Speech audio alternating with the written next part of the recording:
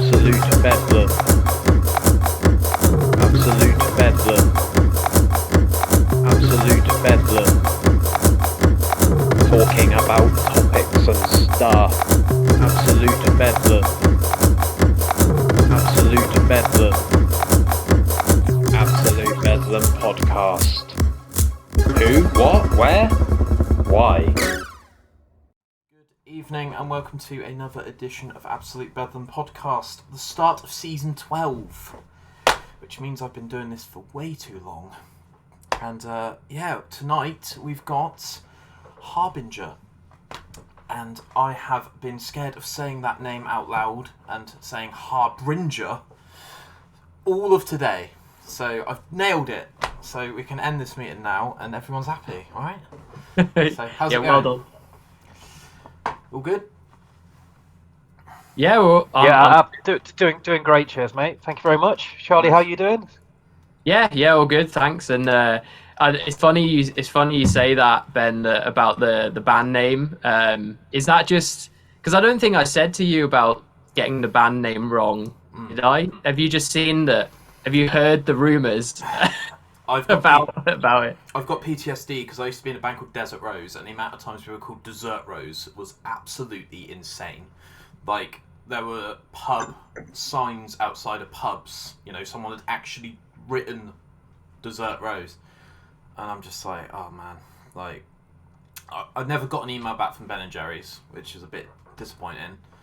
But, you know, we move. And, I'm conscious of starting the episode right. So, so far so good. Yeah, we really appreciate it, man. Like, there is kind of two ways to pronounce the name in English. Like, it's Harbinger or Harbinger, and I've heard English people or British people talk about, like, say it in exactly that way. But yeah, the way we pronounce it is Harbinger. And then as soon as you go out to Europe, everything's on the table. Like, as long as they just made a huh sound at the start, I'm like, yeah, that's us. We're good. I actually had a guy in. I was in Spain with one of my old bands, but I was playing in Harbinger at the time, and he saw me on the streets of A Coruña, which is like in the northwest of Spain, and he sort of came down the road and was just like, you are a bass in Harbinger, and I was like, yeah, man, whatever you'd like. Yeah, that was Spanish accent, by the way, for some reason. Not too sure if that was too accurate, but it was like I was there, Chris. Yeah, perfect. So, the first question I always ask everyone is, how was school? And can you remember the naughtiest thing that you did at school that you're willing to disclose through statute of limitations on ABP? So I'll let one of you go first, and then the other one can follow. Do you want to go first, Chris? Yeah, sure. Like, so school was just absolutely fine for me. I was a pretty good kid in general. Like, I was originally born in Norway, but came over to England when I was 8 years old, quite a while ago. And then did sort of primary school and secondary school in the Midlands, and it was pretty non-eventful, really, to be honest. I was just generally quite a good kid, and I had sort of a couple of years into it, started doing music more than anything. So, like, whenever I had PE or something, it'd be a case of like, can I come up with an excuse to go play music, go to the music block? And they were quite good at realising that I was never going to really do loads of sports. So the school were pretty decent. As long as I sort of did the minimum requirement, they were good with that. In terms of like the naughtiest thing I did at school, I was never really too naughty. It was, I was a pretty good kid in general. Charlie, I'll throw this one over to you now. I haven't really got too much of a story on that. Okay. It all went wrong when you turned into an adult, mate. Yeah, I'm making up for it. As soon as I sort of hit 18, released into the real world, and then just terrible misbehaviour from then on, I suppose. You've gotten a little better as you've gotten into closer to middle age. Not that old yet. But no, I do feel like in the last few years things are kind of coming together, or becoming a little bit more mature. But yeah, my 20s were pretty crazy in comparison to now and school years. Charlie, I don't imagine you were too naughty at school either, to be honest. But regale us a couple of stories, mate. So I got brought up from the age of 3 till 17 on the Isle of Man. So I went to school there, and yeah, it was pretty easy school life, really. Like, my parents decided to move over there to get out of the rat race because they were commuting to London. They lived in the village that I live in now, basically, which is called Cranley, and they were commuting to London, so they all the times, and they wanted to spend more quality time with me and my younger brother, who recently was born at the time, and yeah, so it was pretty safe place to be brought up, and school was like pretty smooth and stuff, but I was never really that, like, I did fine in school, and I got fine, like, I got good enough grades, but I was never that bothered. Like, I would always get that school report of, he's doing well, but we think he can do better. Which luckily I think I've always been quite strong-minded, and as a kid and as a person now, like, that it didn't, I always, because as a teacher myself, I'm always like careful of what I say to like younger students, and I think that if you say that to the wrong student, it can screw them up for life. And I'm just lucky that I wasn't that person that kind of took it to heart too much. But maybe I did subconsciously, because like I just wasn't that fussed apart from music. Like, my parents sort of brought me up with enough discipline to make sure that I did well in school. Like, but yeah, like, I think probably there was quite a few times where I'd like bunk off school, especially like towards the last couple of years. There was a few times where we bunked off and just like got high in like our friend's loft. So that's probably like the naughtiest thing. Got drunk off like one of my mates' like mum and dad's liquor cabinet. We don't want to go into English after lunch, so we just so that's probably the naughtiest thing. Drugs and alcohol. With the whiskey thing, did you replace it with apple juice? That definitely happened at one point. A lot of the time it was replacing vodka and Bacardi with water. Yeah, man. That's like high IQ, like, naughtiness, do you know what I mean? It's not like I'm just going to neck it and leave an empty bottle. It's actually... You've got to cover your tracks, mate. You've got to cover your tracks. Yeah. Like, they're never going to get away with it. Never going to notice, are they, I feel like at that point, you've kind of gone too far down the rabbit hole to, like, stop and actually, like, have a word of yourself, because you're on a bit of a mission, aren't you, to get that, alcohol, or to, have a crazy night out, unbeknownst to anyone else in the house. I've got a fond memory of I think when I was about 16, skating to the prom on the Isle of Man, and like me and my friends had just like filled up a load of water bottles with like liquor from like somebody parents, like one of my friend's parents, like cabinet, and we like mixed it with Coke and stuff, and we got pulled over by the police because the Isle of Man police don't have much to do, so they pick on like youngsters. Prey on the innocent. Yeah. So they just like hooligans on skateboards, let's pull them over. So, and then they searched our bags, and they were like, "What's this?" Then I was like, "Coke," and it was in a Buxton water bottle, and they were just like, "Oh yeah, like I've heard about that, the famous Buxton Coca-Cola. Heard it's pretty good." And he just opened it, and he was like, "Blimey! Oh my god!" It just mainly Bacardi in there with just a bit of Coke. But like, sadly, he poured it down a drain in front of me, and I was just like, "Man." Make an example out of you. Yeah. Awesome. Right, well, thanks for that. Thanks for disclosing that. It's always juicy knowing how people got on in the early life and how they've developed into the modern day. So we're here, obviously, to promote the album, the EP, and just Harbinger in general, really. So I've got Spotify up here. Do you want to know your monthly listeners? Because I know some people are a bit like, "Oh, numbers are evil." And it's funny, isn't it? Like, even within our band, like I couldn't even tell you to like what order of magnitude is it? Is it like tens, hundred thousands? I wouldn't have a clue. And then there's other members of the band who are dead on it, and if that increases, they know straight away. So I actually have no idea. Yeah. Charlie, what about you? I can't remember where you sit on this. You're kind of you're a little bit in both camps. You kind of don't know the exact number, I don't think. But what do you think, Charlie? I do not the exact number, but I know the ballpark because it's kind of because of the things that I do for the band. It's my job to know, kind of thing. So you're sat at nearly 8k monthly listeners, which is pretty decent. So congratulations, first and foremost, on that. Some of your songs have hit 100k streams, which is not something to be mad about, and it's quite nice to see the whole numbers. I like 100. I like 200. I don't like 186. It's nice to have a round number. And we're promoting a Letter to Anguish, which I've had a listen to. I'm pleased to report that I really like it, but it makes me drive a lot quicker than I'm supposed to. So that's my official review of your band. We are not to be held to account. We're not being held to account for your personal actions there. Yeah. If you go a little bit harder in the gym and hurt yourself, that's not on us. You drive a little bit too fast, that's not on us.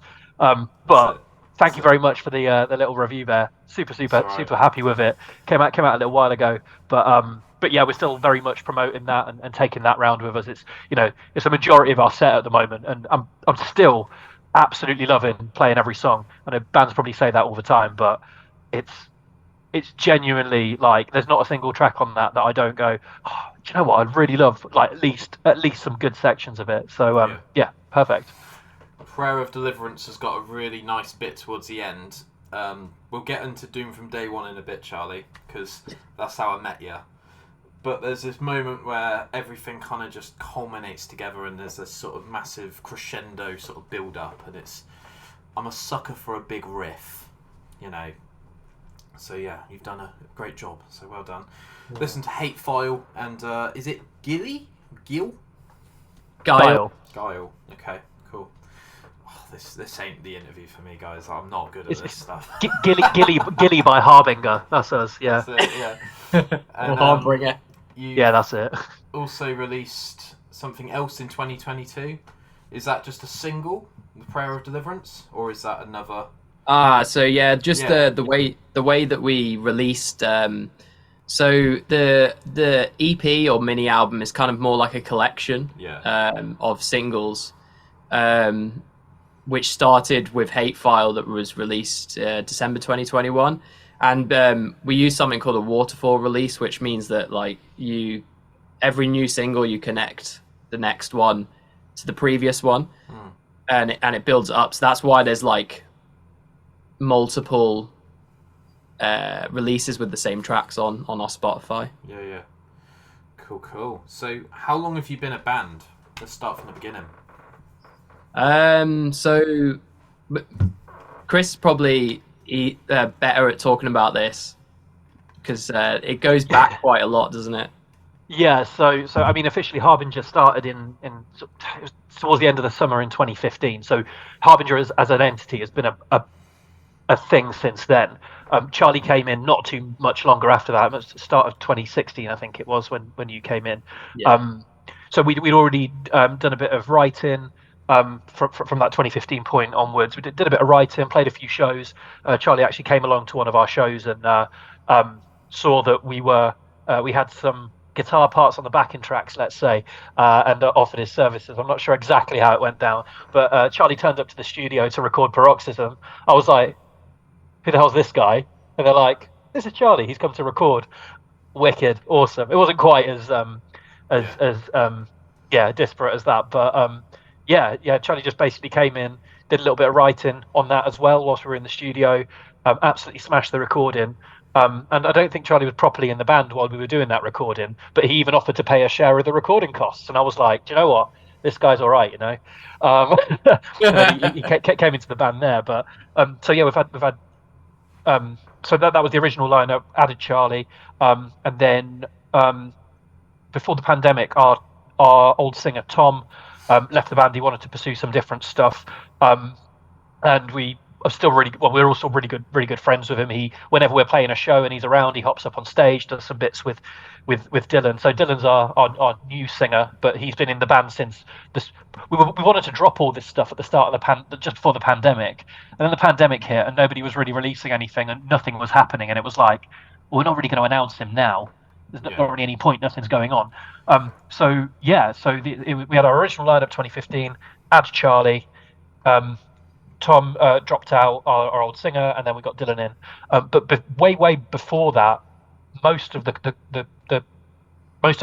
Harbinger have been friends for a while. So a lot of us used to play in a band called Immerse quite a few years ago. There's a newer band called Immerse who are absolutely brilliant, but it's not the same band, and we regularly get their notifications. If Immerse are listening, we're sorry that people misappropriate you for us, but we've been a band for been in bands together for quite a while, and Immerse was one that ran back to, must be about 2013, 2014, 2012, 13, something like that. Quite a while, and throughout that time we had a guitarist called Matt who plays in a band called Wars now, really good. You check them out. And then Connor Sweeney, who was playing in Loathe for quite a while, he was in the band, and we were all this sort of big friendship group. Put a load of stuff out with Immerse, and then Connor actually left Immerse, and we decided to just continue writing.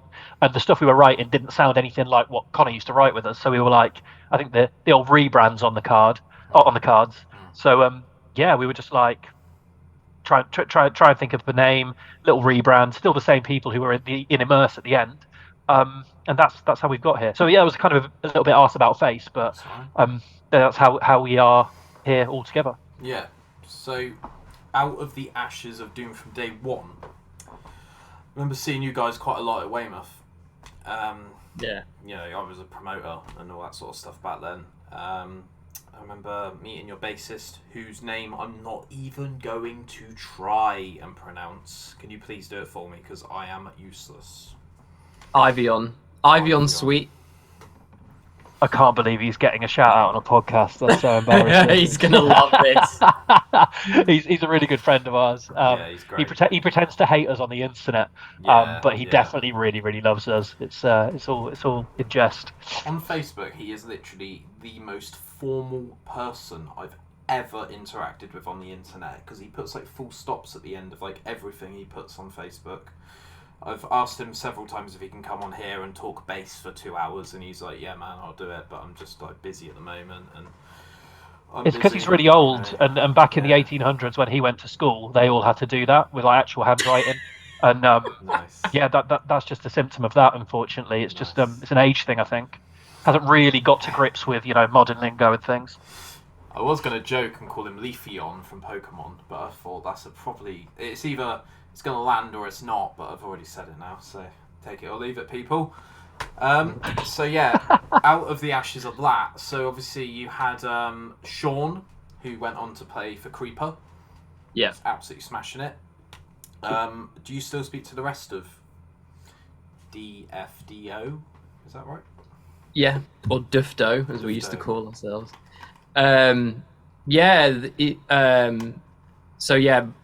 All of Harbinger are really good friends with Ivion, and also his band Archeon. That's it. Really sick. I keep on in touch with all of them. So Sean, still see him when we're both quite busy and clashing schedules and stuff. So I don't get to see him that often. But yeah, we're always trying to.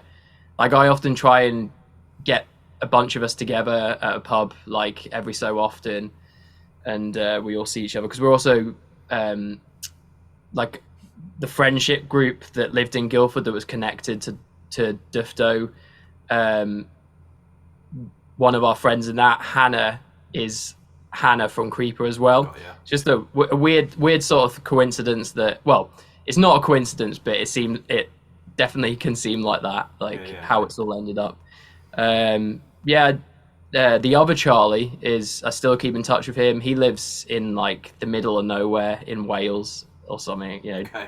doing his thing. That's where he needs to be kept for his own safety. I think that guy's he's an interesting guy. He needs to be kept at arm's length at all times. You welcome him in, have a little bit of fun, cool, and then you go back to your cabin in the woods, mate, and just look after yourself. That's how I feel about him. He's a great guy, though. Yeah, no, he's funny, and yeah, the two guys that drummed for Doom for Day One, Jamie Elsey, he lives in London and sees Ivy on loads, and like we meet up with him quite often, and then our other drummer who took over from Jamie, Dan, I saw him recently, like during our headline tour last September. He came to see us at the Leicester show, which was like the first time I've seen him in, I don't know, like probably since 2015, really. Which was when Doom for Day One had their last show in Guildford on 2015, and then that was kind of it. And I actually thought that maybe that's it band wise, because I put so much time and money into the band, and it's kind of like, you know, have I kind of done that? And it was funny enough, like when I eventually got to see Harbinger play a gig, because Ben, our other guitarist, kept on inviting me down to come and see them, see Harbinger in London, and I couldn't make the first couple of times, and I think I missed you guys twice as well playing. So eventually I saw it, and then actually like hearing Harbinger just completely stoked the fire again, like. Ignited it, not stoked, ignited it. Like, and just got inspired from it. So I said to Ben straight away, I was like, well, it was funny because like I have a fond memory of saying like, have you thought about getting another guitarist? And he just went, why? Like, so raising his eyebrows. Nice. He knew exactly what I was thinking, and like I knew exactly he was just like, you're in. Like he was like, you're in, but I need to convince the other guys first. Yeah. Love it. So this is very generic, but it's a question that I've got to ask every band that I've ever had on is, can you think of like your top 3, top 5 kind of influences in terms of genre, style, execution of Harbinger's music? Do you mean personally or as a band then? I'd say personally. Yeah, obviously if, you know, other people in the band that aren't on this Zoom call have opinions, then feel free to share them in their absence. Yeah, Charlie, do you want to go with this sort of more generally for Harbinger, and then talk about your personal stuff? Yeah, so I think generally, as a whole band, like there's probably elements of all subgenres of metal. So you know, like we've definitely got like influences from thrash. Like our drummer is like loves Metallica, and I'd say that actually being in a band with Joel has kind of reinvigorated that for me. Like I kind of found a love again for Metallica. You can't ignore it when he's around, because everything will be a reference to a Metallica song, and if you're not clued up, you're just not in that conversation. I think that I was maybe we had like similar pathways to like metal, and then we branched out differently. But he also loves Slipknot, and his favorite band's Fear Factory. Nice.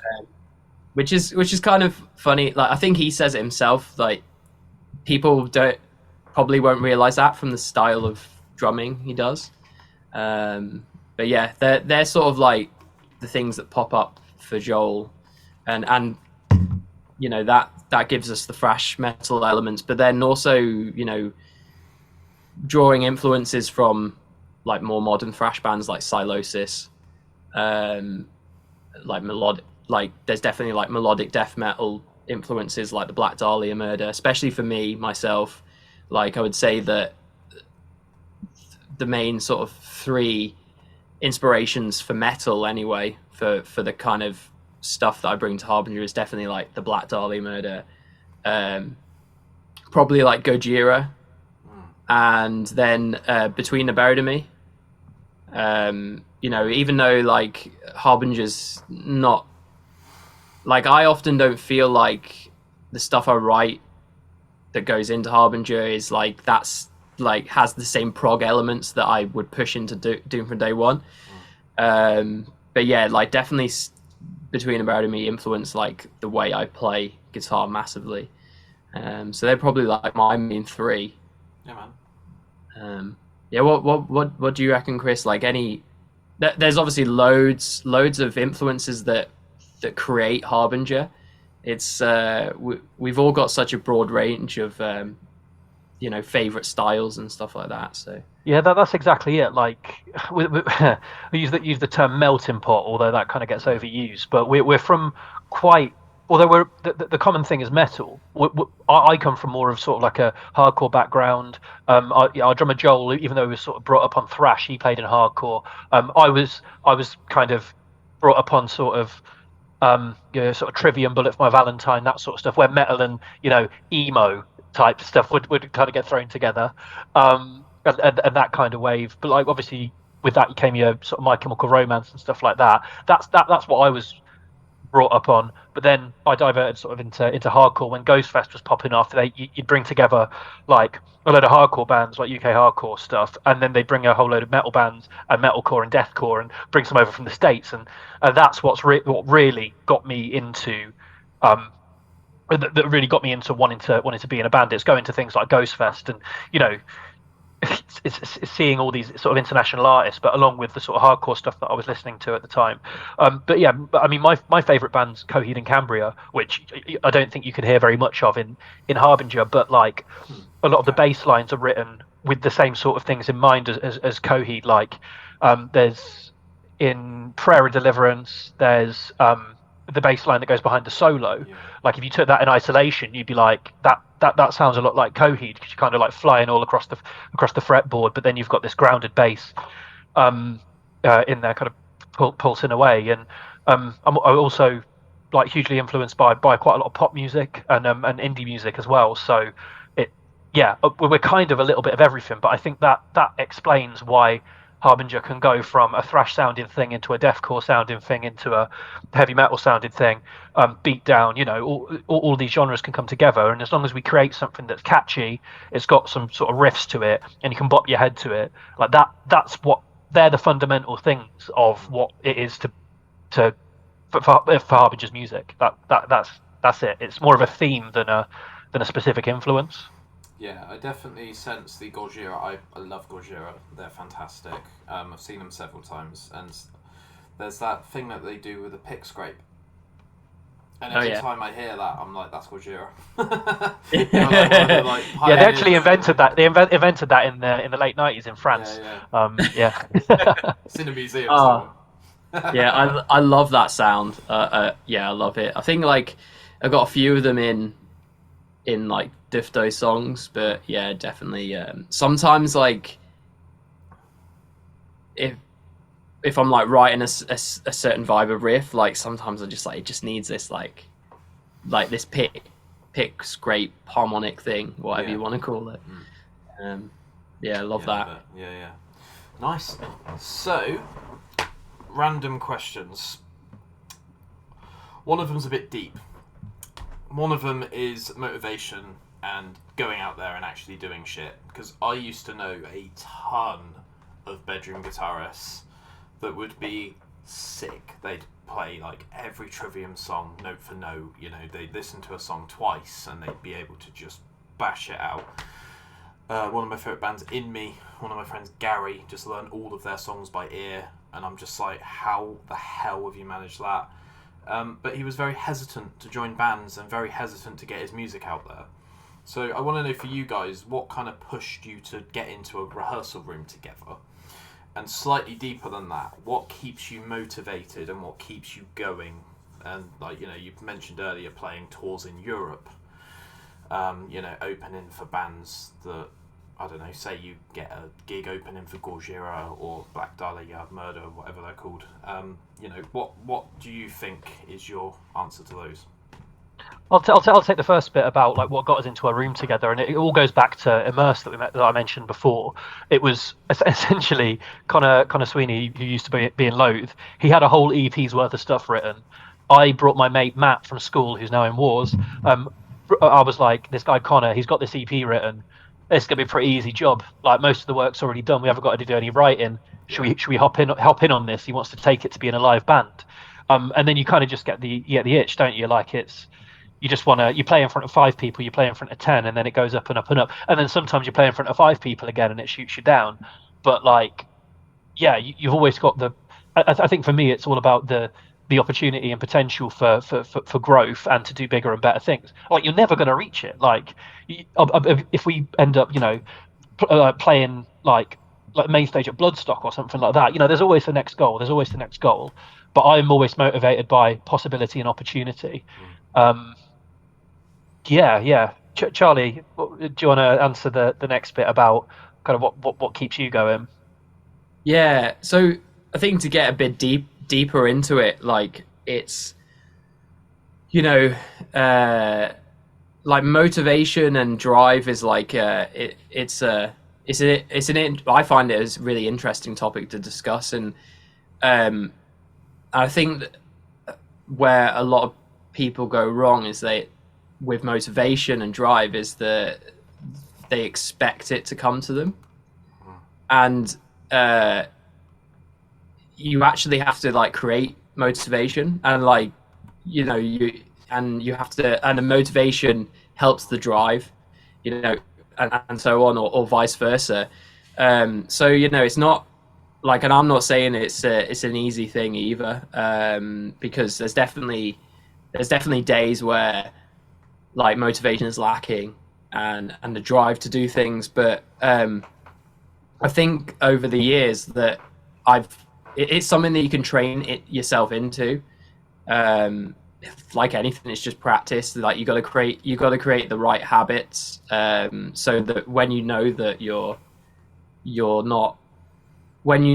brain's telling you like, oh no, I don't want to do this, or like I don't have any drive to do this, or motivation, that you have ways to get yourself out of that. And a big thing for me is my work ethic, which is also something that is something that I've had to train myself and learn how to do. Over the years, I've created a habit of, if I feel unmotivated, then I've just got to like do something.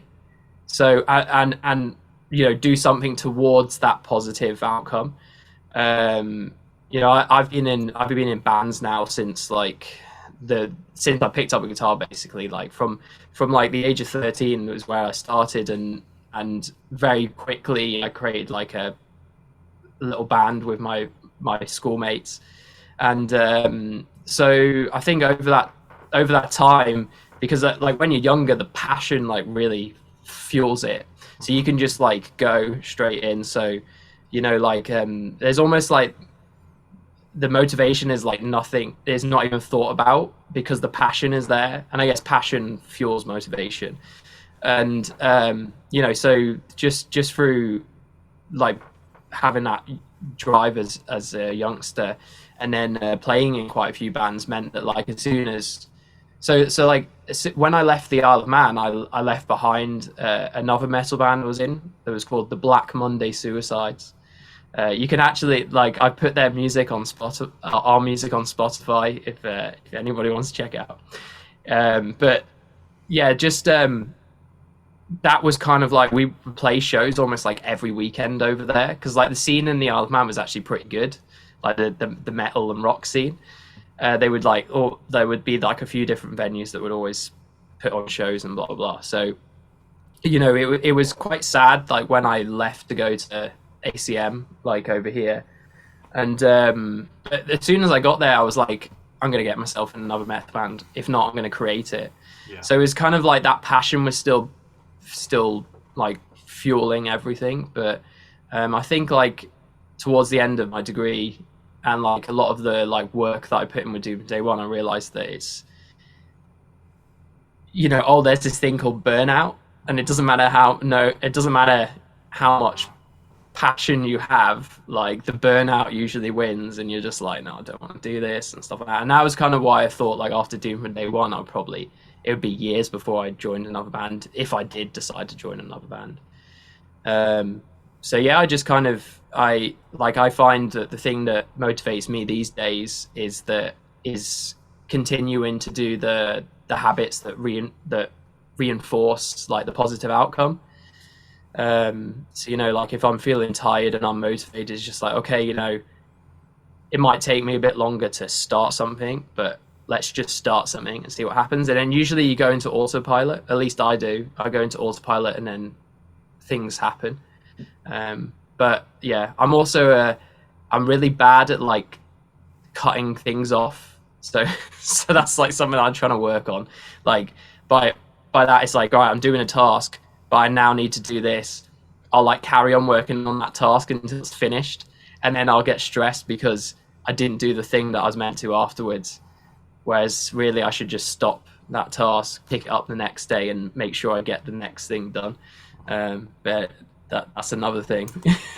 So on that, this is a bit psychological, but I think, Charlie, you're probably like that in all aspects of your life. Because I fully believe that how you do one thing is how you do everything. So you'll approach that level of completion and then moving on to the next thing in everything that you do. Because it's fucking hard to just do that in one avenue of life.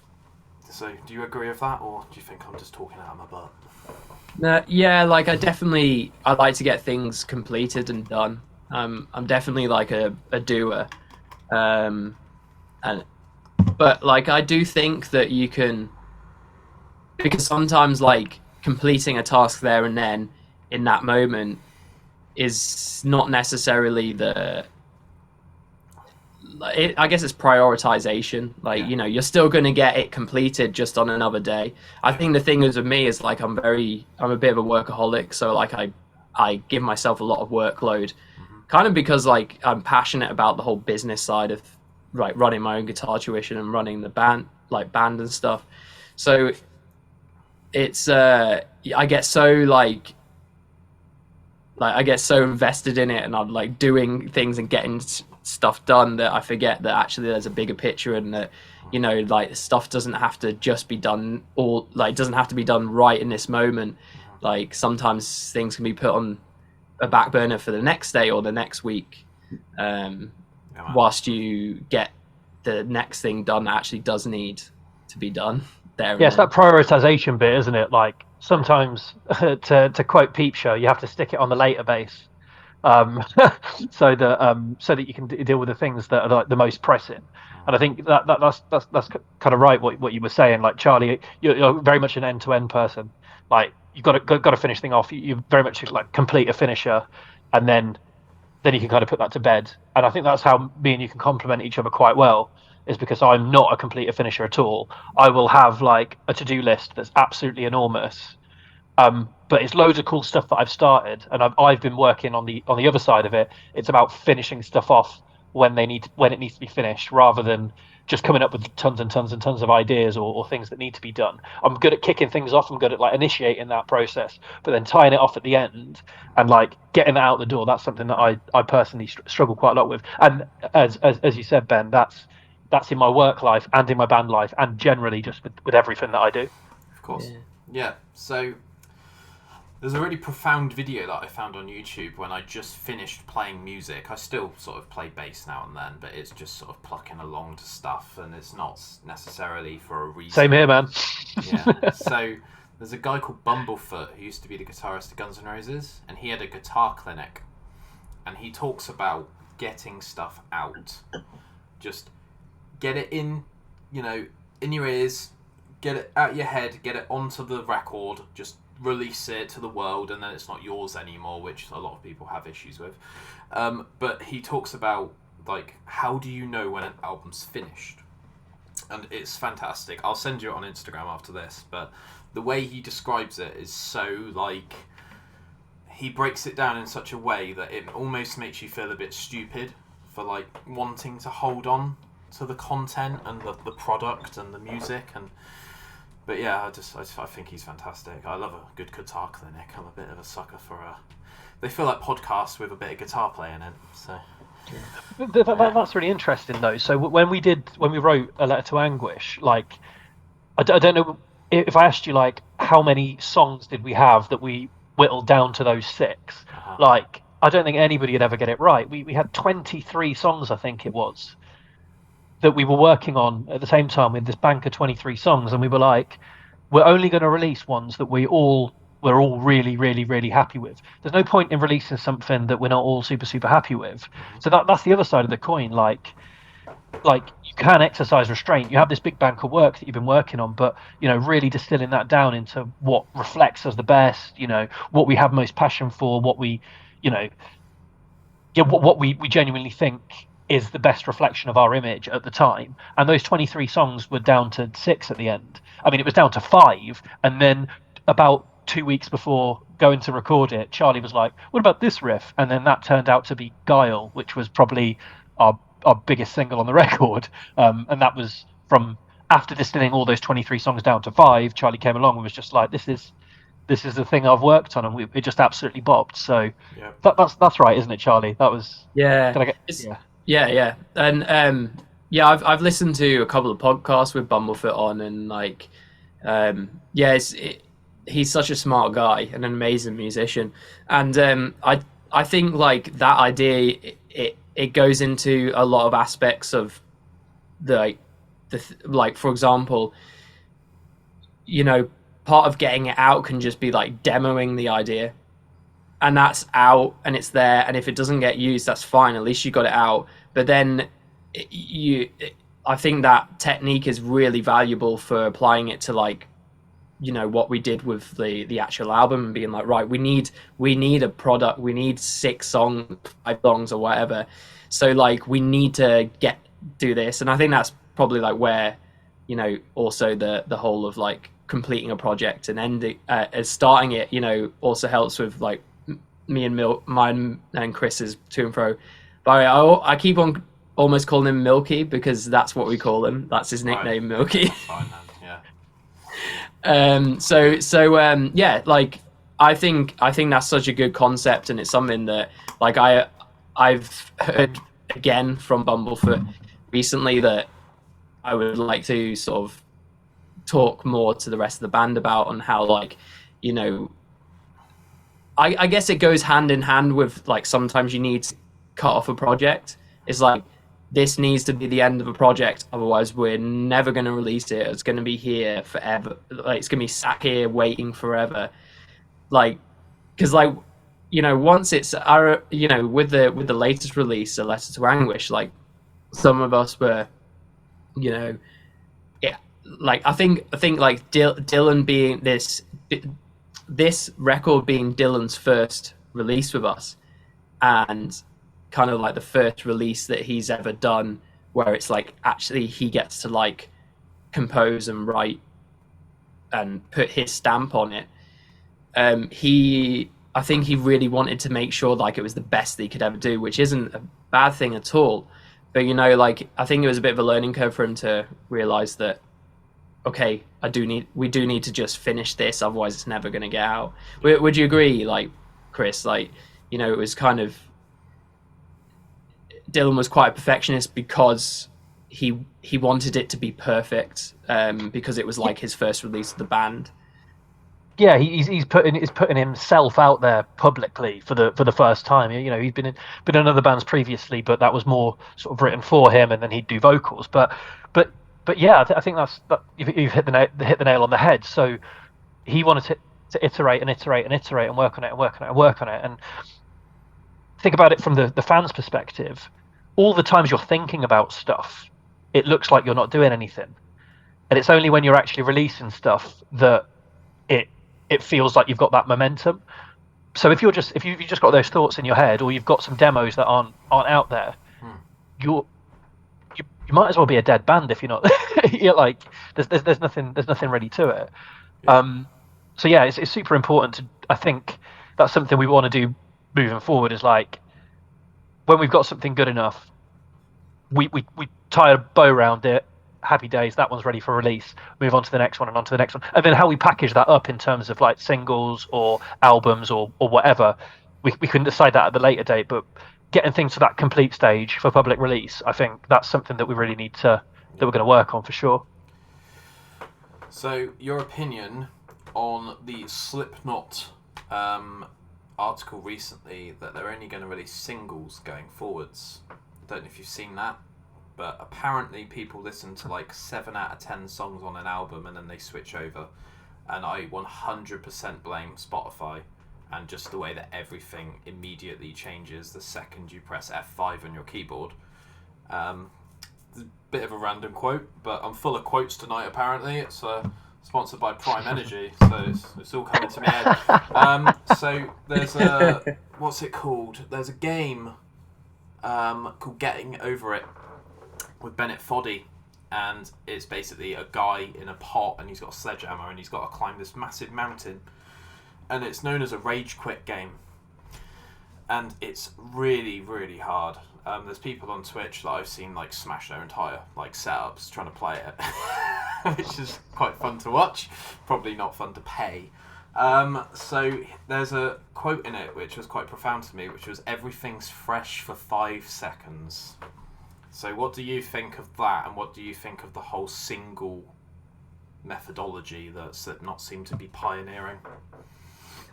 I think me and Charlie have slightly different views on this. Like I'm very much in I mean Charlie's very much in camp, let's do a load of research sort of thing and work on things together.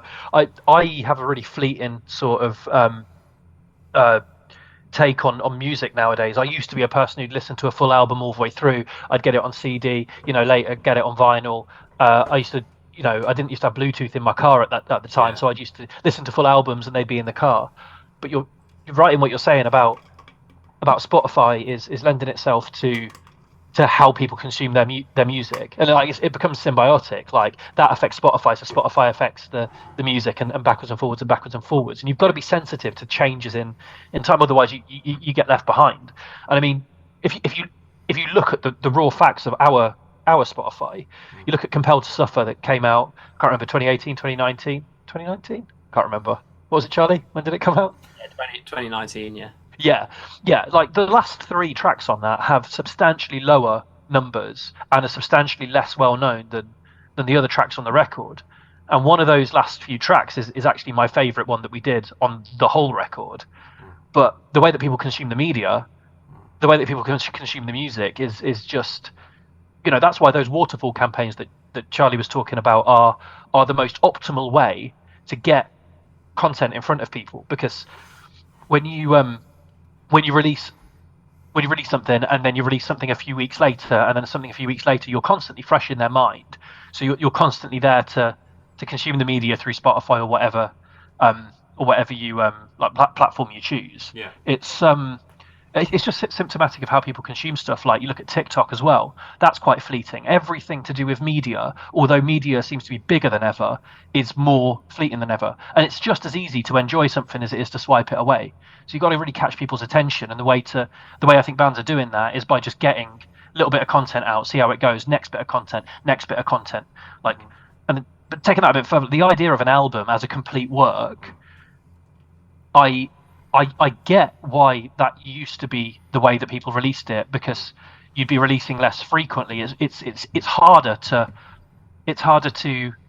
easier nowadays to just release music. But back in the day, you would have to, it'd be quite the process to get something pressed and then do the marketing campaign. You'd have a big long lead time on it. But because it's so easy to get music out there now, I think that's the way that bands are tending towards doing it. And I personally, as I said, I have quite a fleeting relationship with music now. I don't listen to full albums. I don't, I'm quite a busy person in my work life, and I don't consume music as much as I used to. So having like a digest of what music I like, or you discover weekly, that's how I consume music now. And I think the vast majority of people consume it in that way. And it's down to the bands themselves to say, do I want to conform with that idea, or do I want to go against the grain and release do more of a traditional campaign with a full album release? Yeah. It's funny how that old school thing is now the thing that's going against the grain. But yeah, I don't know. Charlie's probably got a different idea about this. So yeah, like I agree with all of it basically, but what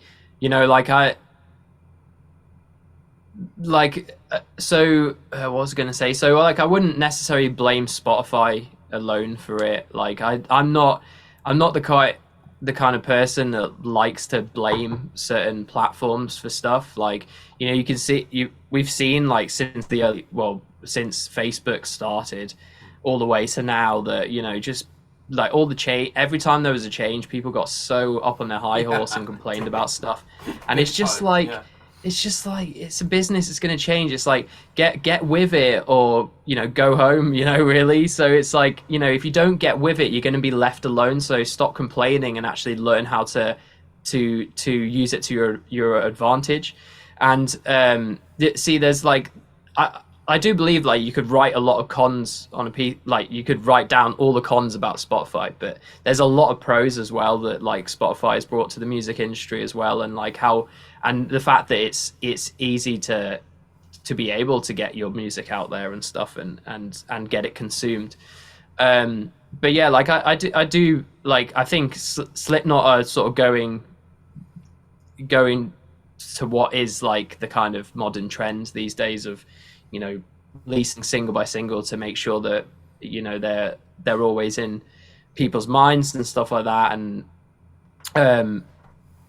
but yeah, it could, the thing is as well, like I like to think a bit deeper sometimes about these things, and, you know, it could also be that maybe that's just like, not only is it the trend, but it's also really good for their like personal lives, like just having to work on like one project in like bite-sized chunks a bit more, rather than sort of, I don't know, you could see it two ways, like maybe building up for one big project and then doing loads of touring around a whole album might be, and then having some downtime might be better. But, you know, all of those guys have like families and stuff like that now, so it's kind of like, you know, maybe doing these like more bite-sized singles is the way to go for them. But it's definitely the trend. It's you know, if you want to, especially organically, if you want to be able to grow organically, then like releasing content little but often is obviously the way to go. I think that I'm a person that loves listening from start to finish, like listening to albums start to finish, but I do listen to my like release radar on my Discover Weekly as well. But you know, like but I think I'm the exception. I'm not like the majority. Like there's a lot of people out there like me that do enjoy listening to albums in full still, but, you know, there's way more people that consume media like in bite-sized chunks and often. You don't have to choose one or the other. I think that's another thing that we're saying here. It's like you can release all those singles, and then, you know, for your collectors, like kleptomania seems to be bigger than ever. Like, you know, you've got Pokemon cards, you've got football stickers, like big collections of stuff, like physical stuff is from what I can see bigger than ever. You're always going to have your kleptomaniacs who are going to buy every variant of a vinyl record, every version of, you know, hard media that comes out. But yeah, that doesn't mean to say that you can't just take all those singles, put them together in a collection, 6 tracks. It's called Letter to Anguish. Happy days. Thank you very much. Nice. Because like a big thing that makes like bands money is the merchandise. So you know, like, or not necessarily makes money, but keeps bands going, you know, keeps them afloat. Is the So, you know, I think that there's definitely like opportunity in doing the single thing, but then having a package at the end that you can sell physically. Because there's like, you know, physical music sales are like up higher than they have been in years and years and years. Like people are buying vinyl, people are buying CD. You know, some people are buying tapes, but I think it's nowhere near as big as like vinyl and CD. But, you know, people want them as like, even if they don't have a CD player, they just want to collect them. Me and Sean Smith said this exact thing where he had a mini disc player in his car. And he then got another car, and he had no way of listening to a mini disc. And I said, like, you know, there's bands that are now releasing tapes, and it's a cool little memento, but that's kind of all it is. And I said to him, you know, if I wanted to actually listen to a tape, I'd probably have to go on the Antiques Roadshow. I like. I've got a vinyl collection. I like having the artwork in big. That's the thing. But like, if we're talking about like how you can help bands out, like I just googled it a little bit there. Like, if we sell a T-shirt, that's the same as like 2,000 in terms of profit for us. That's like 2,000 Spotify streams or 3,000 Spotify streams or something like that. It's like if you want to really help bands out and you actually like what they do, buy into their business, their merchandising side, because there's nothing that comes close to profits from a T-shirt, profits from the hard media, as long as it comes direct from the band. But like a lot of bands use distribution companies. They take a cut. A lot of bands are on deals with record labels. They take a little cut. You've got management fees. They take a little cut. Venue fees for merchandise, especially out in the States. They're taking 15% off some people just to sell your own merchandise at their venue. But we're like self-managed. Like we do like pretty much everything ourselves, bar a couple of people who we hire in for very specific things. So yeah, if you really, really want to help a band out, merchandise, hard media, and you'll help them out. You'll help the band out even more if they're unsigned. So yeah, it's really important at like smaller shows or local shows, like that band who's playing their 5th or 6th show. If you buy a T-shirt, you've basically just gifted them a couple of thousand streams in terms of profit. Oh yeah. Yeah. I think that, sorry, just like last thing about Spotify, the way that I look at platforms like that is that it's a marketing platform. It's like a free for band. Like obviously you pay a digital distributor to distribute your music to the streaming services, which costs nothing basically. You'll make it back eventually. Yeah. But like it's just free marketing, especially with like the technology that Spotify has with the algorithms and stuff. If you get popular enough, and there's ways that you can kind of like people that try to get you signed up to courses and stuff will call it hacking the algorithm, but it's basically just like because a lot of what we do is like run Facebook and Instagram ads for our music videos and our music, which then gets people to convert to listen to the music on Spotify and streaming platforms and watch the video on YouTube. And that's a good way to drive people that have never heard of your music or people that have heard of you before to listen to your music, which then, because you're getting that traffic to listen to music, then that ignites the algorithm, which then pops you out to like Release Radar, Discover Weekly, people's daily mixes and stuff like that. So it's a marketing platform in a way for bands, and that's kind of like the way I look at it. And if something changes, like TikTok came out, then it's kind of like a lot of us were kind of at first we've got a TikTok, but we're still very much learning. Like I'm the one that kind of runs it, but like we're very much experimenting on what works, because like it's a completely new learning curve, but it might be a worthy investment. If then something else comes along and we weren't quick enough to learn, then okay, I've kind of learned now that when there's a new platform that's kicking off, start learning about it early, get in there, create an account, start learning how to use it early, because maybe we're a bit too late. I don't think we are too late for the TikTok thing, but we just need to learn what works for us. Absolute bedlam. Hello, today I'm promoting a product called Set Surf 100% mineral sun cream, safe for sensitive skin and children. So I've got some products here. So we've got SPF 20 lip balm, mineral sunscreen, SPF 50 and water resistant sun cream, and my favourite, rash cream. So when I was out jogging quite a lot, this saved my bacon when I was running at stupid speeds, believe it or not, and going stupid lengths, and rash cream definitely helped me out. So yeah, reef safe, coral safe, www.setsurf.com, shop the range, use the code bedlam20 for 20% off at checkout. Let them know that I've sent you, and yeah, enjoy. Absolute bedlam. I'm very much a consumer of TikTok. Like, I absolutely love it. I love how I can go onto there and get, half an hour, 40 minutes of non-stop content tailored exactly to what I'm going to be interested in. There's very, very, very seldom I scroll and don't enjoy the next thing that comes up. It knows me really well because I put the time, invested the time and effort into it so that it can learn what I like the most. But in terms of like being a content creator on there, like the stuff that flies really, really well on TikTok is very much bespoke user created content rather than like for bands, it's not the sliced up music videos, that's what we're kind of trying at the moment. But if I suppose if I had a little bit more time and a little bit more up here about how to use it, we'd create bespoke content just for that platform, and I think that's where it really takes off, and that's what really pops people off on there. Yeah. But it doesn't mean to say that cutting up your music video, getting somebody who's like an influencer or who's quite big to use that as a sound on TikTok, that can make you blow up as well. Like that can have that virality too. Yeah. But I think it's a bit less accessible. My hot take on TikTok, Jesus Christ, that was a sentence, is the Jared Dines, Rob Scallon, Raised by Owls method of memeing the hell out of your band, and Charlie putting up a 5 guitarists hate losing their picks, being asked if they can play Twinkle Twinkle Little Star.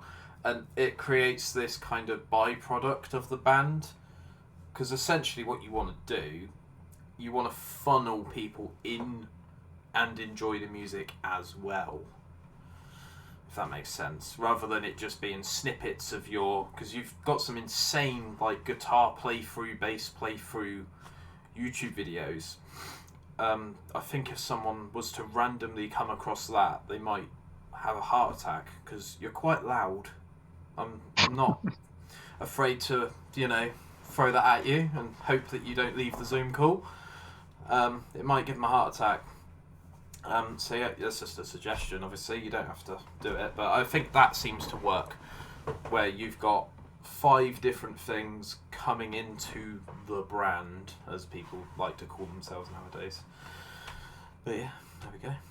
More like, I think organic like content seems to work a lot better. Like when, like, especially I've been experimenting with YouTube Shorts, like on my own guitar channel, and I put up, like, I also put, what I do is like I put the same stuff on the same different platforms and see, like, I'm often like looking at like, oh, it really did well there. What, just research basically, but but it's content, you're actually putting things up. But like on YouTube Shorts, I just put like up a riff that like I just wrote over some drums that Joel wrote, and within 24 hours I got over 1,000 views, and like I was like, what?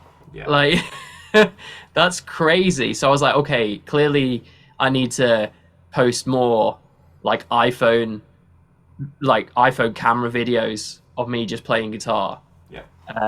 So yeah, like I think that's probably how TikTok works in some ways. Like people like to, I think either subconsciously or consciously, they like if it's a camera phone and it's the camera audio. I've heard it's that level of authenticity, isn't it? It makes you. Yeah. That's why Be Real and platforms like that have really kicked off recently, because you can, but for all intents and purposes, you can't fake a Be Real, because it comes up on your phone. It says 3, 2, 1, take a photo. Where are you right now? Where are you right now? That's the authenticity. That's the important thing for a lot of people. Yeah. Yeah. So sorry to butt in there, but yeah, I think it's that level of authenticity, and that authenticity doesn't have to come from from bespoke content where you're showing your personality as such. Like, it can just be a guitar video. It can just be something quite simple, but it needs to feel real rather than manufactured. I've heard a lot of like, guitarists talk about this in podcasts, and drummers, like they'll put up a clip like which is like really pristinely shot, and it's like recorded audio, and these are people that already have a massive following, and like it will do well because they have a massive following. But then when they put up a clip of just their camera audio and because like my iPhone has a 4K camera on it, like it's ridiculous, and the iPhone mics are crazy as well. So like they just put up like this raw content, but because you can tell that they're getting the room audio, especially with like guitars, you can hear the sound of the strings acoustically as well.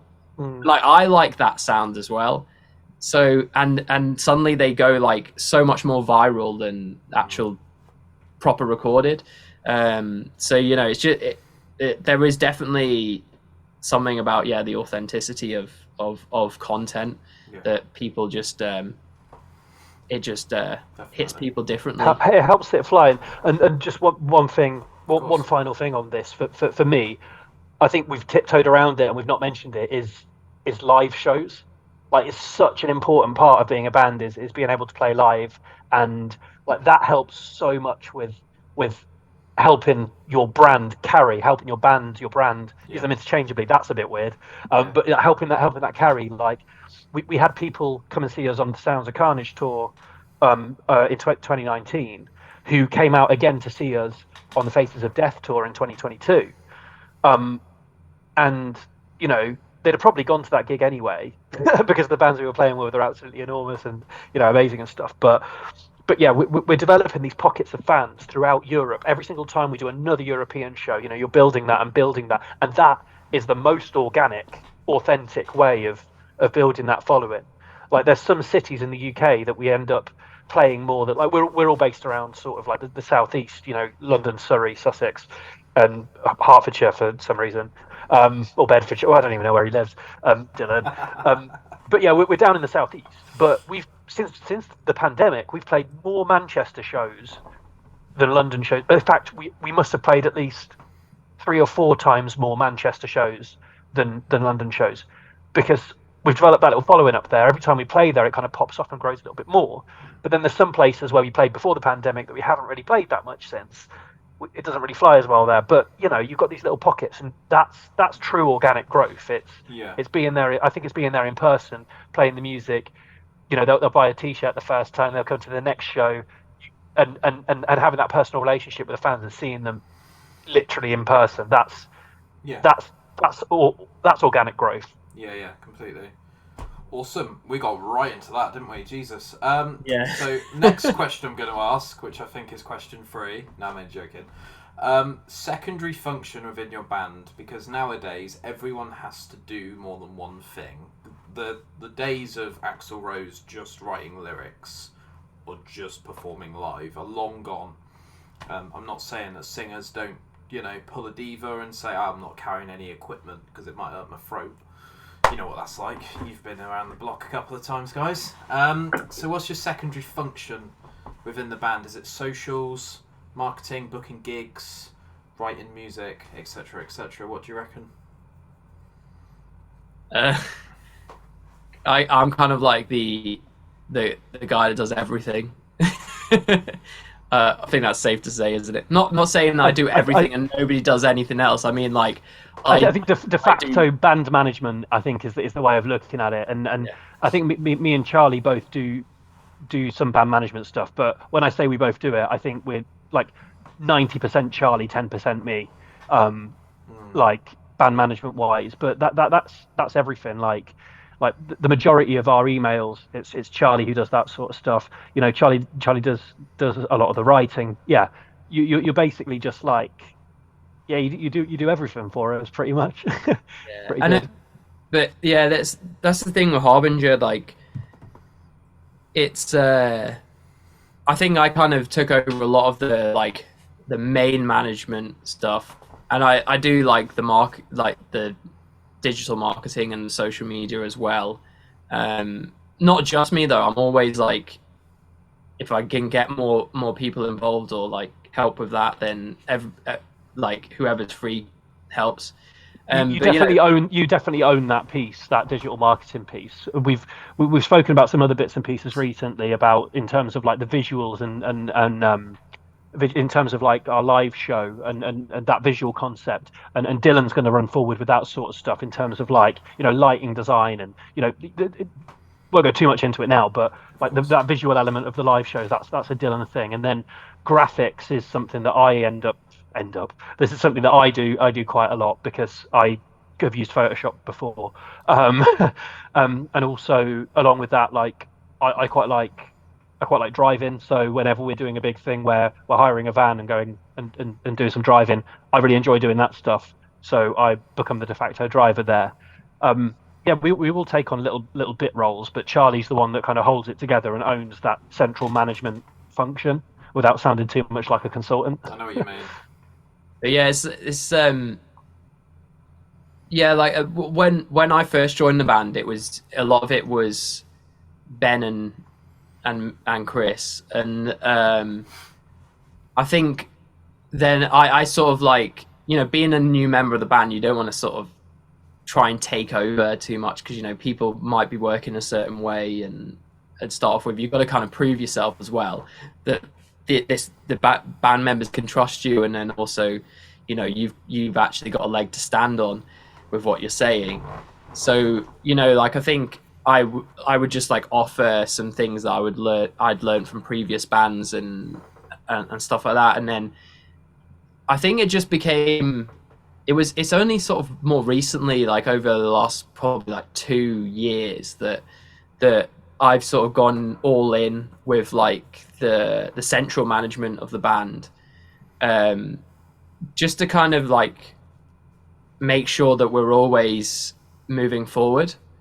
And I think that's probably because I've got to a point with my own business where like it's paying the bills, so like I'm not as stressed about like I think I'm got to the point where like I'm very passionate about the band and where I want it to be, and I've got the headspace and the time now to be like, okay, let's try and go, because that's very much how I grew my business. Like I went head first into it, and I was so passionate about growing it, and it's not just the business side. Like the reason why I'm a guitar teacher is because I found out that I was passionate about teaching, guitar.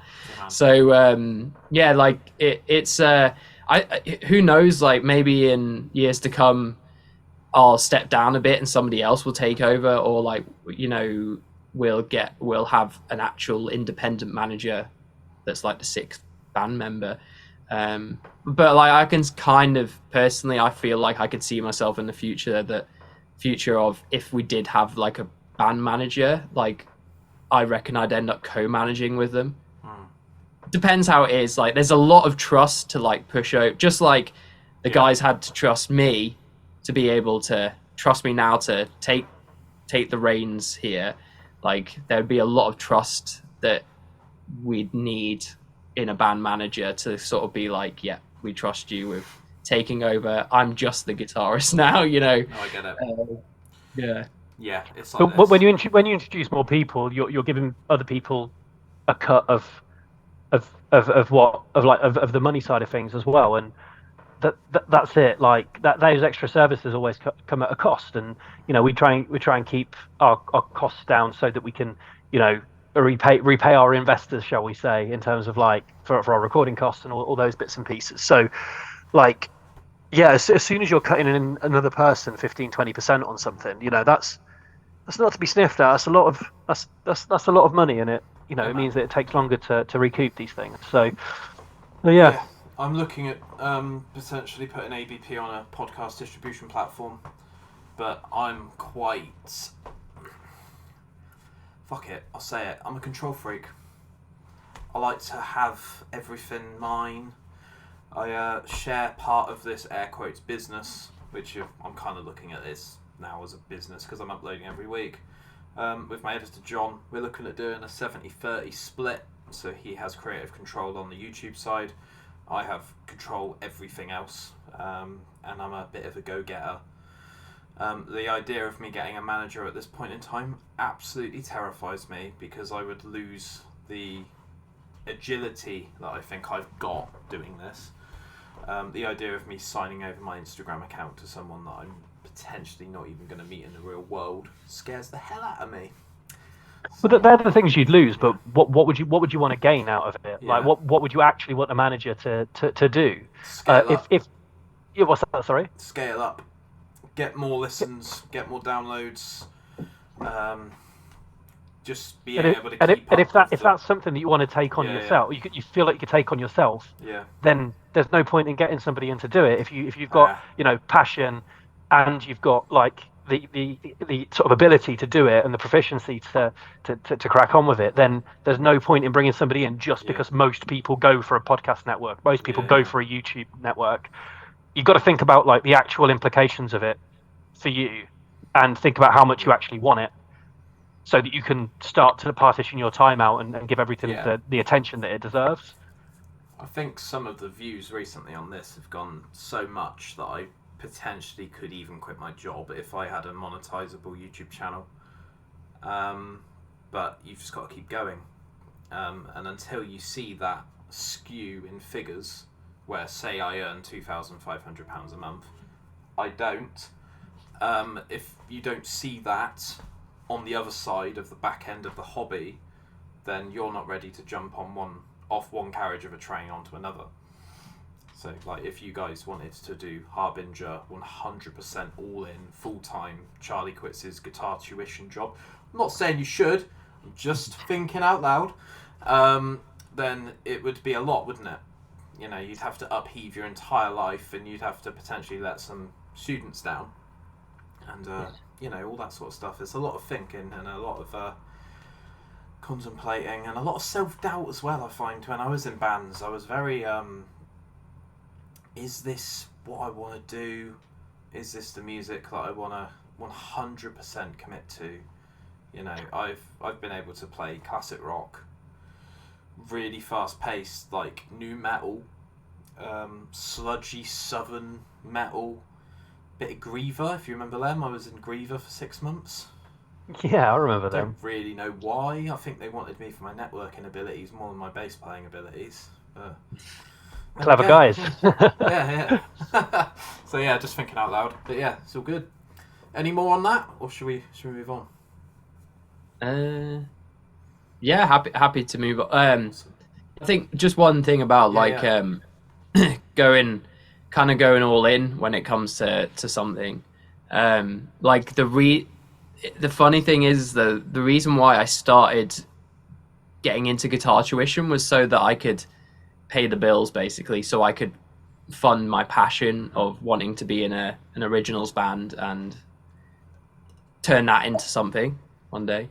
But now I see that they go like as I've grown it, they can go alongside each other. Okay, like when I go on tour, Yeah.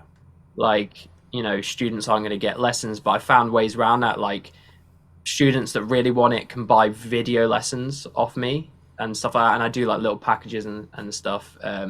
So, you know, it's for me, like, the way I see it is like music is the thing that I'm 100% into. Yeah. You know, so it's yeah. Well, you look like you're going to say something, Chris. Yeah, I was just going to say, like, you can design your work life to go hand in hand with the music life as well. If music isn't your full-time job, like I work as a human resources consultant. That sounds ridiculous, right? But like, I've got a good enough relationship with the firm that I work for that they know that, you know, a couple of times a year I'm going to have some pretty big time off to go and do some cool stuff. You know, it's about having those open, honest conversations from an early stage, really, really clearly communicating that these are your passions in life. These are the constraints you've got. And yeah, you know, if the firm didn't back me with that, I'd probably look for a different firm to work for. But I'm lucky enough that I've set that groundwork. You know, the first one that I asked for wasn't a big tour. It was, you know, like a couple of days here and there. Then I asked, would I be able to work whilst I'm away, so I could save some of the holiday, because this is what we got going on in the future. Knowing stuff ahead of time is really useful to build those conversations, so that nothing's a huge surprise. Just having everything up front, and not being too abrasive about it, and just being open to suggestions. Like, I did a headline tour. I worked 9 to 5 every day whilst we were on that tour, so that I would have I'd have the leave, like the annual leave, so that I could do the November tour, because we knew we had that coming up. Otherwise, I'd have run out of annual leave, and I'd have had to take some more unpaid leave in November.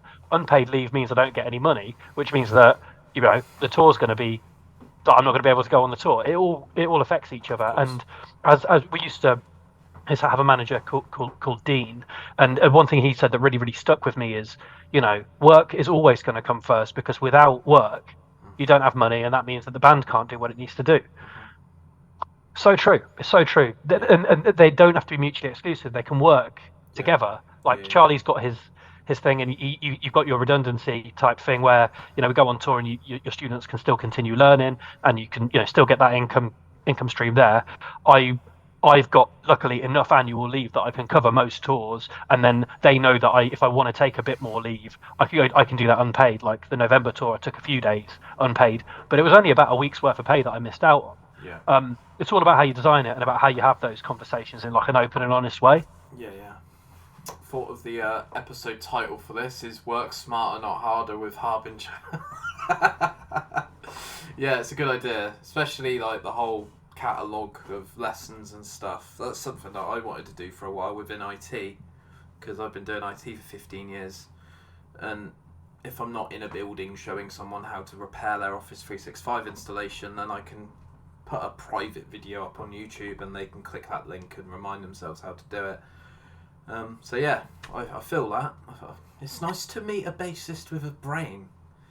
Let's say he can fucking drive, he can Photoshop, he can talk. Love it. There we go. So awesome. Right, so a little bit of a fanboy moment. Acknowledgements from your heroes. As you've mentioned, you've toured quite extensively, you've played a hell of a lot of shows. Has there ever been a point in your career where you've received a DM from someone, or you've just had a verbal conversation with someone that you've been supporting, that's made you go, actually, I think we've got something here?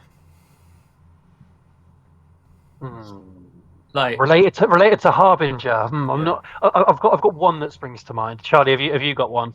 I would definitely say that just the tour that we did before Christmas, like the Faces of Death tour, we were the opening band, and like the other bands on it were In Theory, Legion, Fallujah, and Rivers of Nile. And all of those bands are super popular and shit hot. You know, they were all amazing musicians, and it was like the best experience for us. Like the tour was more than perfect. Like it like everything ran on time. Everybody was super like on it and professional, and just.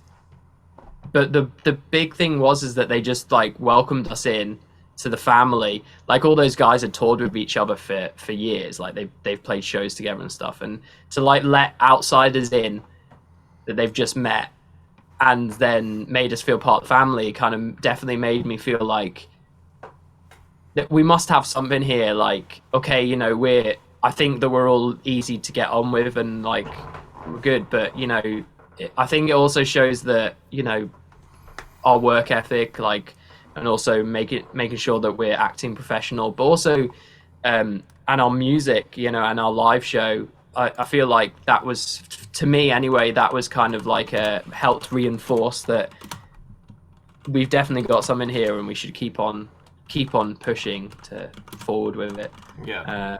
A little bit more on that, like just to show how it could have been quite a separate thing. With us and the rest of the tour package, they were, you know, they were all in a nightliner together, all in a big double-decker tour bus, and we're the opening band, and we're following in a Mercedes Sprinter that we borrowed off some friends of ours.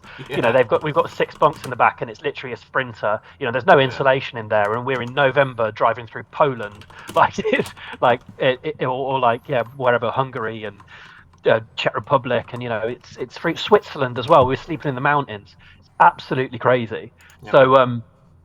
So yeah, there could have been such an easy division there. You know, they could have been like, these guys are in the van, they're nothing to do with us. But literally from the first show, the tour manager was like, this is Harbinger, they're following in a van, make them feel welcome, sort of thing. And when we needed help with like load-ins and bits and pieces like that, he would just like say the venue staff weren't being particularly helpful with us because we were in a different vehicle.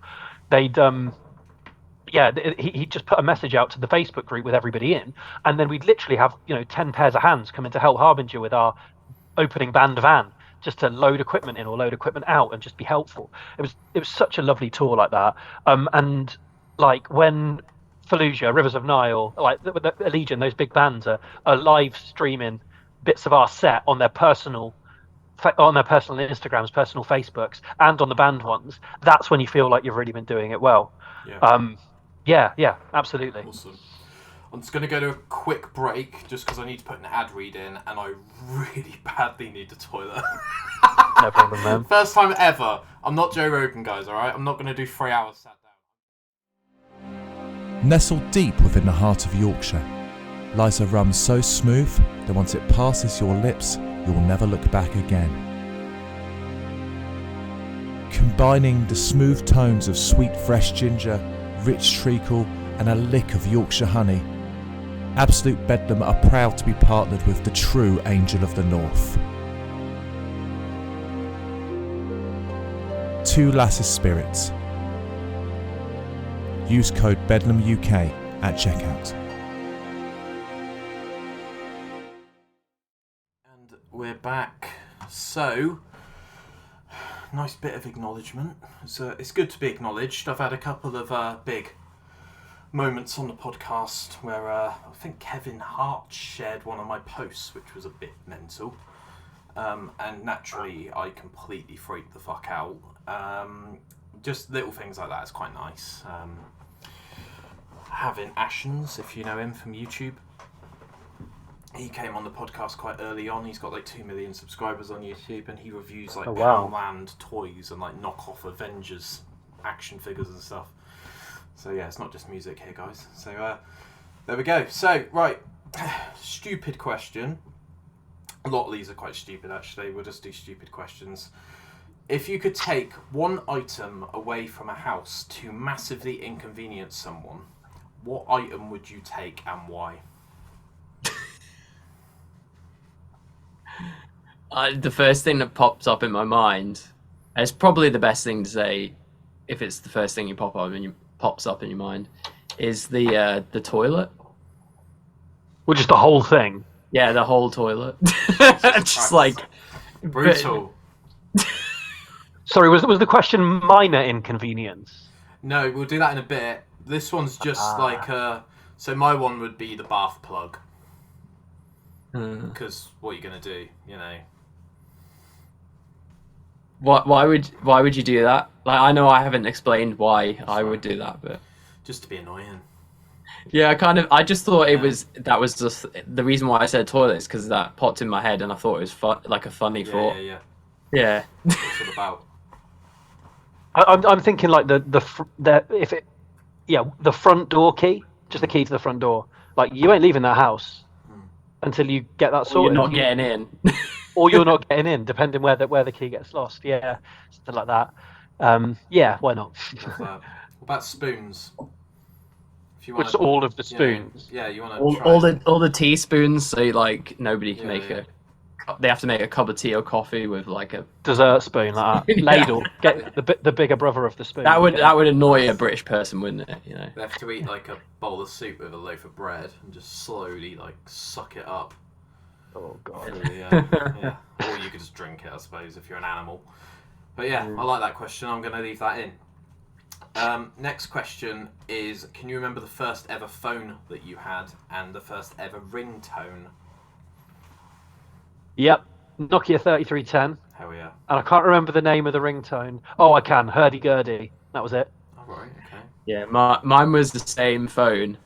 Yeah, I can't remember, but do you remember when you could like program your own ringtone on it? I did this, yes. Yeah. So straight away I was like, how can I have like a metallic? Or it's probably Linkin Park song at that point. Yeah. Like, what Linkin Park song? And I'm pretty sure I managed to program like in the end. So you just got like, you know. Yeah, man. You can imagine. I did the same thing with Sum 41 Fat Lip, right? And I did it so well that I showed all of my friends at school, and they were convinced that I bought it. And I was like, no, I made it. They're like, bullshit, absolutely not. And I'm like, but it was like 2.5 hours of my evening yesterday, like programming this. Like, nah, absolute bullshit. Sorry, I didn't know if you can swear on this. Next Harbinger record, we need to start a song with like a riff that's Nokia 3310 ringtone. Or we get some Nokia 3310s and we put our existing Harbinger songs on there, and then upload them to YouTube for ultimate virality. That's it, and nostalgia. You can make some Harbinger phones that come preloaded with your songs as ringtones. Oh, mate, I wouldn't put it past us. We're always thinking about like what crazy merch we can do. I just want a plushie of me, like just a me plushie. Yeah. That would be the coolest thing ever. Love that. Make it happen. Make it happen. If Kiss can Right, make that- pregnancy tests, then anything's fair game, right? So Yes, mate. awesome.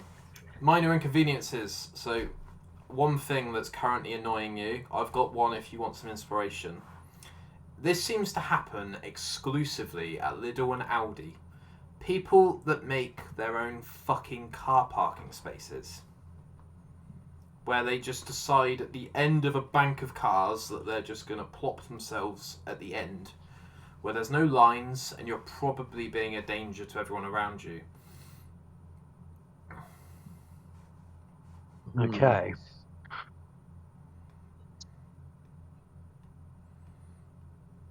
The only one that really springs to mind is oh god, this is so boring. I don't even know if this is worth it for the podcast. But I live near a whole load of farmers' fields, right? And there's a gate that's owned by Network Rail because I've checked that it's owned by Network Rail, right?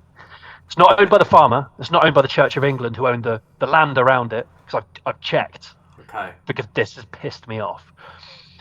So it's one of those gates, and usually it would be spring loaded, so that when you walk across, you're walking across a train line, right?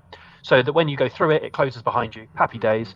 Somebody has broken the springs. So what the Network Rail decided to do to fix it was to put a bike chain on it, like an actual like big bike chain over it. So then a whole load of the old deers from who were out walking their dogs or going for runs and stuff, they weren't able to pick up this bike lock because it was so heavy they couldn't get through. It's quite dangerous. So they replaced it with a really thin bit of string, right? It's the other end of the scale, and it doesn't swing back automatically, and the gate is ajar, and it means that people can't let their dogs off in the field. And every time I see that gate not closed, I get like pointlessly frustrated. It makes me absolutely seethe. Yeah, that's the sort of life I lead in rural West Sussex. Yeah, man. That really definitely frustrates me. That's definitely worth mentioning. That's a good one. It's very specific as well. With that said, Clarkson's Farm Season 2. Can't wait. Came out yesterday, right? I think so. I need to check it out. But that would be a nice plug. If Jeremy Clarkson is listening to this, then shoot me a message. Big Harbinger and I'll fan. invoice you, alright? Loves death metal. Yeah, Yep. yeah. What about you, Charlie? Oh, I don't know. Like the first thing that popped into my head was something to do with yesterday before our rehearsal, and that's the fact that I've got to get our 18U rack unit into my Hyundai i20. So that's definitely a minor inconvenience for me every time we rehearse. And I was really tired yesterday. I didn't sleep that well Saturday night. Just had one of those nights, and so I got so infuriated, like slammed my car doors and stuff. Like when I put it in, because like I hurt my hand a little bit. So that's kind of like, it's one of those silly things where as soon as I calmed down, I was like, well, there's probably something I can do about this, because it's only affecting me, really, So Charlie turned up to rehearsal, told me this story, and he was like, I think I might have to get like a van or something. He's already coming up with the solutions to it. Nice. But one thing to note is Charlie is like unbelievable. Charlie and Joel, actually, our drummer, are unbelievable at Tetrising things into vehicles. Yeah, like this 18, is it 18U? That big rack that we've got with all of our kit in. We call it the mothership. The meme that springs to mind is, there's that massive like buff guy, and then he's got his arm around that tiny little lady. Like that is the meme that is related to what Charlie can do with an 18U rack and a tiny Hyundai i, whatever it is. Like somehow it fits in there. Don't understand. Fantastic. If you believe you can do it. There we go. This one could fall flat. It's not really a silly question, but it's quite a good question in group settings, because I usually interview people one-to-one. Do either of you believe in the paranormal? And if you do you have any stories? Absolutely fucking not. Do you know what? That's it. That's it. Do you know what's quite funny? Like when I saw when you sent the screenshots of the questions, I saw this, and it made me think like during our September tour, for some reason, like me, Ben, our other guitarist, and Jasper, our merch manager, we got into a really deep like conversation about ghost stories, Yeah. and we each told like a story where we felt like we'd encountered a ghost like in the past, and we were like so invested in it. I was probably the only sober one in the conversation, but still I was like really invested in it. So yeah, like I just remember like a bunch of my mates when we were teenagers, like we camped in like an abandoned like it was this area that used to be like a holiday Oh yeah. site in the Isle of Man, had like an abandoned pool, an abandoned building and stuff like that, and we started like some skateboarders had like concreted some of the pool so we could like skate in it. So we like a bunch of us would just always go down there, we'd camp, like we'd drink and stuff like that. And there was just like this one night where like a lot of weird things happened that was kind of I still can't explain the whole thing. Like I can't explain why those weird things happened. Yeah. We were all fine, but it was so scary at the time. Like I remember when I was telling the story to the other guys in the van, it actually gave me chills talking about it. Yeah. Have you got any examples? Can you elaborate on one of them? So there was like we'd all gone to bed like after drinking and smoking loads and so well that could be the logical thing, too much weed, but the first thing was this is that multiple people in different tents said that they could hear a sniffing around the tent. So I'm getting chills thinking about it now. Yeah, man. So they're sniffing around the tent, and we were like, shit, the police are here. They got the sniffer dogs and everything. Everybody get like, I get out of my tent with other people, and then other people are getting out of their tents as well. And they were like, could you hear that? And we were like, yeah, what the hell was it? Don't see anything at all. We're like, okay, that's weird as hell. I swear that we could hear a dog. And then the next thing is that like one of the people we were with went to go to the toilet, and they went into like the abandoned building, and they came out like running out and like were really creeped out and stuff like that. And they said that like somebody touched their shoulder whilst they were instantly we thought you're just trying to creep us out, like especially after that. But we all went in to check, and like there was about 5 of us, and we all swear that we saw this like big silhouette standing in the doorway, like leaning there, like kind of like a hazy white silhouette. And yeah, I'm getting chills now. It was like proper scary. We ran out, and we were just like, for the rest of until it was light, we were all like there, just like sort of ready for anything basically. But leading up to all that, like we were at first led up to like our friend going to the toilet, like we were convinced that like the police were around and they were going to come and like and stuff like that. So it's probably just weed and paranoia to start. But it was certainly like a weird very weird. Do you want to hear mine? Yeah, go for it. So my friend had a mother who was quite sort of tarot card, energy, crystal. It's usually a red flag, guys. Don't get into a relationship with those people because absolute Fruit Loop by the sounds of it. No, I'm joking. However, this scared the shit out of me, and I 100% will have goosebumps by the end of this story. So this person lived on a top-story flat in Bournemouth. They wanted to do a Ouija board, but they would only do Ouija boards with guides, which are like spirit people that are like good spirits, and they help you along the journey, because when you open a Ouija board, you essentially open an open door and anything can come in. So you start asking the Ouija board questions. You put like a pinky finger on the plantif, which is part of the Ouija board, and the plantif moves and forms words, says yes, no, goodbye, numbers, etc., etc. And this Ouija board was constantly spelling out 666, as in SIX, SIX, SIX, which I thought, is a bit of a weird thing considering there is a number 6 on the board. But they were saying, can you say your name? Because that's usually one of like the first opening questions on a Ouija board.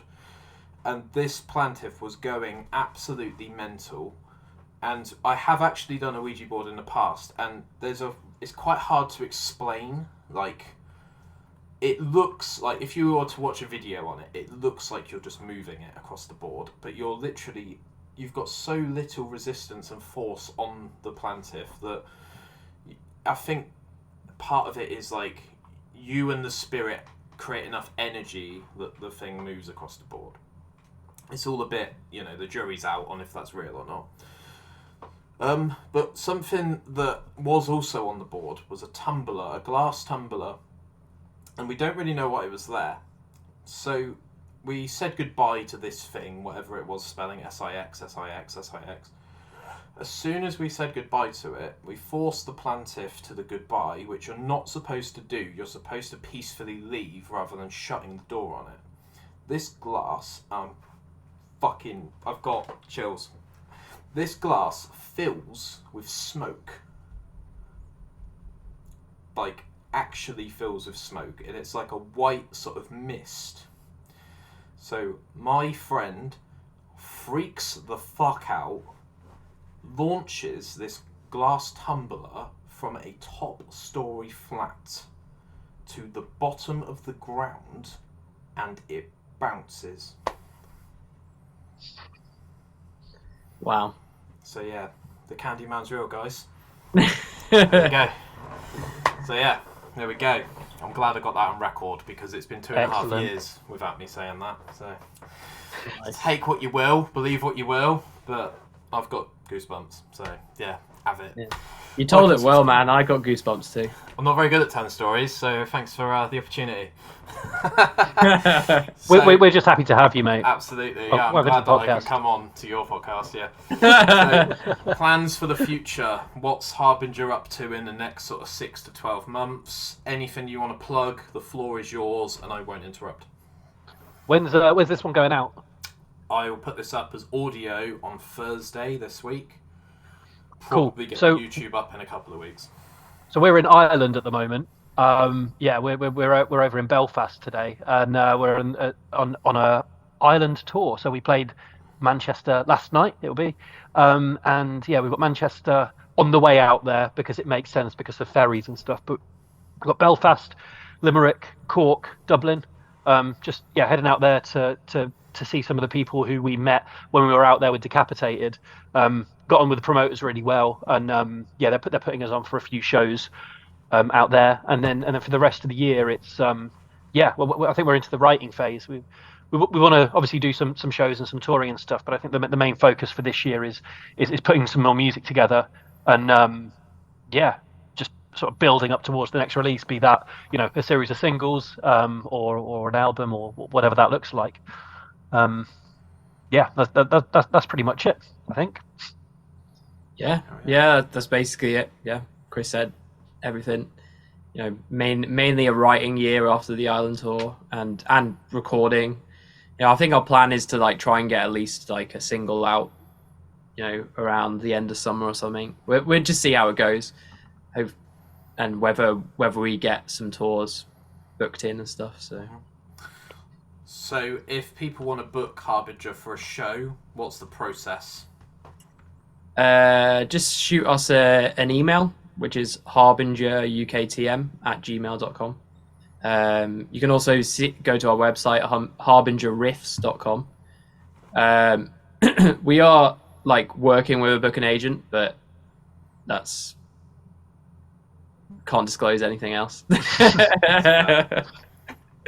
So we're just, the best way to do that is to email us, and then that initiates the procedure. Essentially, what you're doing by emailing Harbinger is emailing Charlie, our business manager, who will take care of all that stuff.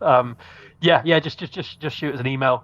We're open to do all sorts of stuff. We've just been booked for a wedding. That's going to be interesting. That's at some point this year. I'm not going to give too many details about that one out, but I never thought I'd be doing that in a heavy metal band. But that'll be really cool. Got a couple of festival appearances, but nothing like groundbreaking sort of world-ending crazy festivals. But it's sort of like your independent day fests and independent sort of weekenders and stuff. yeah, some bits and bobs, but yeah, this year, last year was about a lot of live. We did a few tours last year, and this year's more, getting the next lot of music together, however that, whatever that looks like, Yeah, of course. Yeah. And you're on Instagram, you're on Facebook, you're on Twitter. Yeah, we're not really that active on Twitter. We have it. We're not active at all, really. But yeah, like in our main ones are Instagram, Facebook, YouTube, TikTok. And the mailing list. And the mailing list, yeah. Join the Riff Squad. That's our fan club and mailing list. All of our handles are Harbinger Riffs. And like if the sort of thing with the mailing list is that, I send out a mail every week, really, and it's either about like shows, it's about like merch, if we have any discounts or like exclusive offers and stuff like that, or just something that we want to start doing as well is that people that are in the Riff Squad, like when we have new content, which we will do this year, like when we're writing and recording stuff, actually give them an exclusive look a bit more than people have previously been able to see. Basically a free Patreon, essentially. It's a free Patreon / OnlyFans sort of thing. Just, yeah, not like that sort of OnlyFans. But yeah, it's that'll really help. Like as that grows, that helps us grow, and it gets you sort of direct customer, direct to artist content. Yeah. And who knows? Maybe if maybe we'll end up having something like Patreon where people can either sign up for a free one or they can sign up for different tiers where they get more exclusive stuff. But that's not there yet, and it's also something that's just an idea of mine for the future. Nice.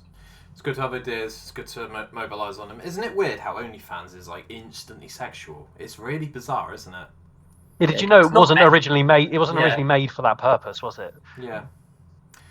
I think the sex workers kind of took over, and then OnlyFans said they were going to ban them, and then they realised that they would lose like $6 billion in revenue, and thought, actually, we quite like having a platform.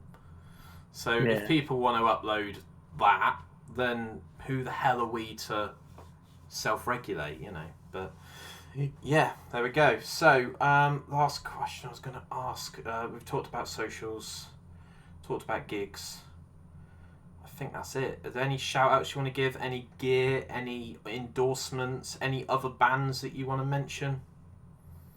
The first one that springs to mind is if anybody wants to endorse us for anything or give us any sorts of sponsorships, get in the inbox and make it more convincing than those boilerplate template sort of things that drop in quite regularly. We're not too tied to, like, you see some bands that have got sort of endorsements at the yin yang. We actually work with quite a limited number of different brands for stuff. So both Ben and Charlie have got an artist endorsement with Carillion guitars. I don't know if you want to talk about them a little bit, Charlie. Just like definitely promote Carillion guitars. Like became good friends with Kris, like the owner of Carillion guitars, and also Tom at Windspear. Who he makes strings and plectrums and stuff like that. They've been really supportive with the band and make amazing like guitars and strings. But yeah, like it's one of those things where it's just like they know that we're going to be using their products out on the road, and we love their products. So it's not necessarily that we're tied and contracted to it, but definitely give them a shout out, because they are. I've got 3 Carillions surrounding me right here. So yeah. Fantastic. Awesome. Anything else at all? I think I'm all good. Cool. That's it. I'll quickly give my sponsors a shout out. So we've got Two Lasses Spirits, the best spiced rum you'll have in the UK. Fact, all your money back. Actually, do you know what? I'll fucking pay you if you can find a smoother spiced rum, because it doesn't exist. Set Surf Sun Cream as well. Obviously, it's only February, but towards a couple of months, everyone's going to need sun cream. There's a big push at the moment as well on VAT registered sun cream. So a lot of people believe that they shouldn't have to pay VAT for sun cream because it's a essential product, you know. So check them out at S12.com. Use the code BEDLAM20 for 20% off. And I've just given away a bottle of vodka through Shanty Spirit for Valentine's Day. So check them out at www.shantyspirit.com. Use the code BEDLAMDiscount for 10% off your order. And also with 2 Latter Spirits, it's 2latterspirits.co.uk. Use Bedlam discount again. And yeah, this has been cool, man. So yeah, thanks for hanging out with me, guys, and chilling and shooting the shit and talking about the industry and not slagging off Spotify, because I don't really give a shit, to be honest. So if you want to back them up, then you back them up. Everyone's entitled to their own opinion. But yeah, this has been cool. So thank you so much for listening, watching, viewing and subscribing. Sorry if I've been speaking a lot. It is this shit that's absolutely caused this to happen. And we are now 1 hour and 48 minutes in. So I'm going to go and have a shower and think about what I've done. So cheers for watching, guys, and to speak to you all soon. Absolute bedlam. Shanty Spirit, based in Bournemouth, UK. Dorset Botanical Seaweed Vodka. So I met these at Bournemouth Air Show 2 years ago, and I wanted to get them on the podcast, which I've done in the previous episode, and I wanted to speak to them and promote their products because I think they're onto a winner. So this is vacuum distilled for fresher flavours. Lots and lots of different seaweeds go into this amazing vodka. Doesn't taste like the usual stuff that you get from the supermarkets. It's got a bit of a sort of story to it and a bit more of a twist. It's had some awards, and I'm hooking you guys up. If you go to www.shantyspirit.com and you type in the code Bedlam discount for either 20cl or 70cl bottles, then you'll get 10% off your purchase. Shanty Spirit, drink to enjoy, drink responsibly. Absolute bedlam.